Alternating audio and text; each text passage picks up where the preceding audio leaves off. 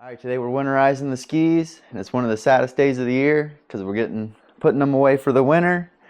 But we're just doing the 2 strokes today, so not so bad. But I thought it'd be cool to go over the entire process, what we check, and kind of how we winterize the skis. Starting off, we always pop the hoods off and make sure everything's good under the hood. And I was going to go over some of the things that we look for. So we look for how this hose looks and make sure that the restrictor in this hose isn't clogged. That connects into the factory pipe. And then we always look inside back here where all those cables from the handle pull go. We always check in here to make sure that none of them are binding up.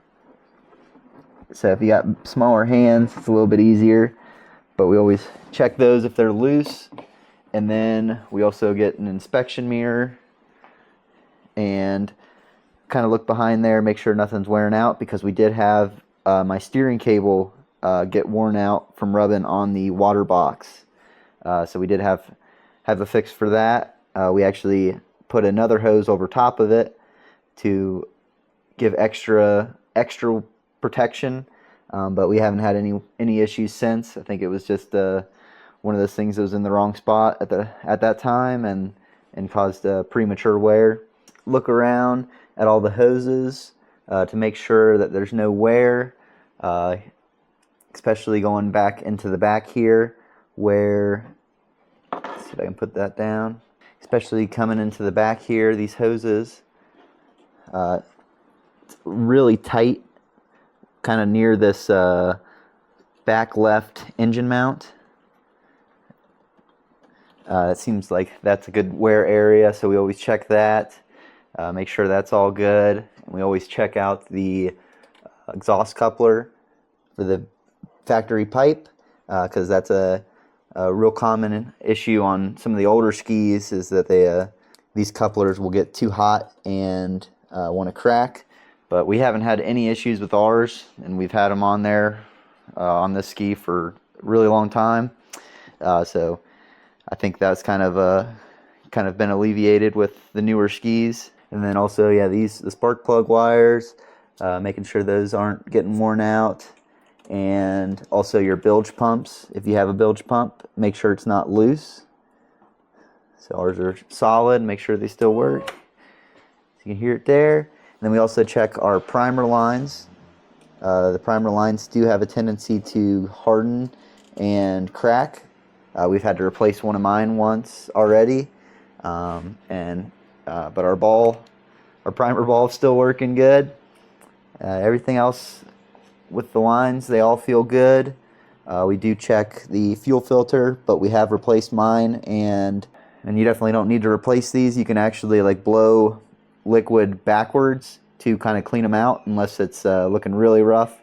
But it's always good just to shine a light through there, make sure it doesn't look abnormal or clogged. And we also like to look under the engine with an inspection mirror, and it is always good to check under there or anywhere you can shine light and see. And it's always good to check, because we did find on Dad's Superjet one of the rubber mounts that's glued to the hull on his ski that was actually kind of underneath the motor when we found that.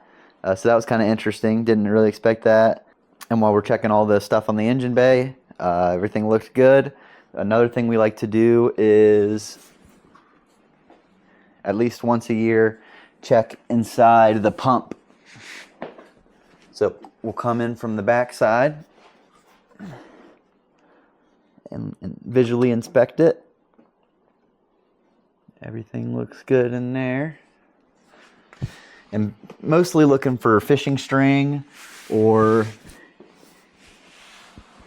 any other damage that could be caused from picking something up in the pump. And you can see ours are in really good shape. Yeah, everything looks good. No fishing string. Fishing string will typically get stuck. Fishing string would generally get stuck kind of right where the impeller meets the shaft. kind of right there. We've had some fishing string get caught up in there once. But now this looks great. And silicone's holding up. We always want to check out these and visually inspect these screws. Make sure none of them are coming loose. And you can see I have an aftermarket pump shoe. This is real common with the 701 Superjets, as this is a plastic shoe from the factory. And if you have an aggressive intake grate, that plastic pump shoe will get ripped out and you lose your intake grate, and you have to remove the pump to install one of these metal pump shoes. So if you ever do have a plastic one go out, always replace it with metal, because the plastic ones do have a tendency to snap off.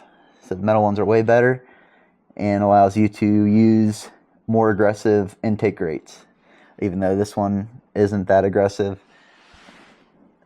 It's just what works well for what we like to do. And all these screws look good. So that's what's part of it, what we like to do. We just take a good 15 minutes, 20 minutes checking out each ski and making sure they're all good. So we're happy with what we've seen so far. And up next, we'll do the Yamalube on the pump bearings. So you can see here, oh, I need my flashlight. On the back right of the engine, attached to the intake manifold, there is a grease fitting right here. And once a year, we just put a couple pumps of grease in there, and that way make sure that the pump bearings are greased up. So after we do our 15-20 minutes inspection on each ski, we have a couple things that we like to do. Prior to that though, the first tank or the last tank of gas that we use in the ski, we always put a little bit of the stabilizer in there. So when we run the engine, get stabilizer throughout all the lines, and the gas lines are good to go for the winter. And then we also have fogging oil. So we use fogging oil in the engine. So what we'll do first is we'll take off the flame arresters and spray fogging oil in each cylinder as the engine's running. And then after that, we'll put the filters back on and pull the plugs, and we'll spray extra fogging oil in the cylinders themselves. But before we do that, we always grease the pump bearings.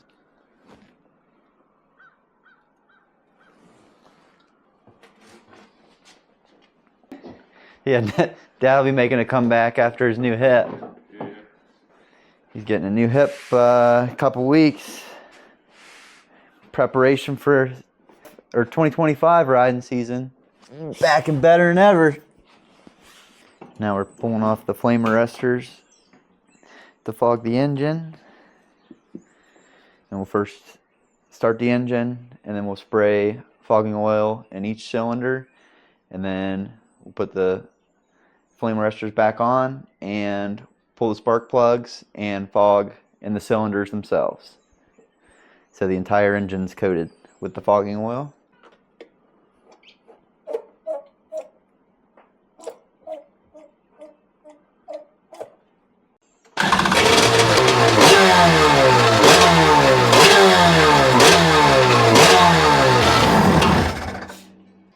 Smoky! Down the rabbit hole of non-existent web internet anymore. Yeah. It is crazy though, isn't it? Like, and all like the old information that used to be out there is like gone. Yeah, I don't even know how to get somebody buys one now. You're just looking up shit.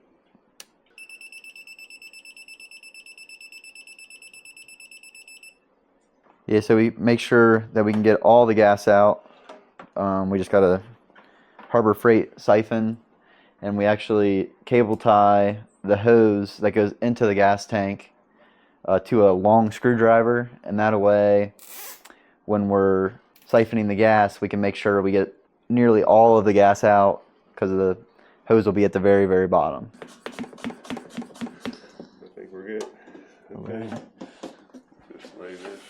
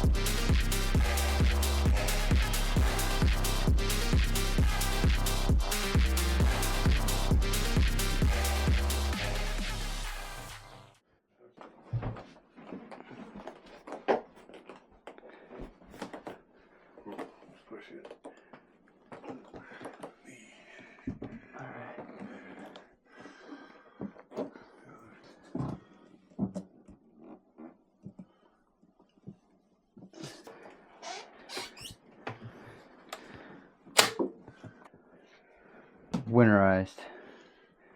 Yeah.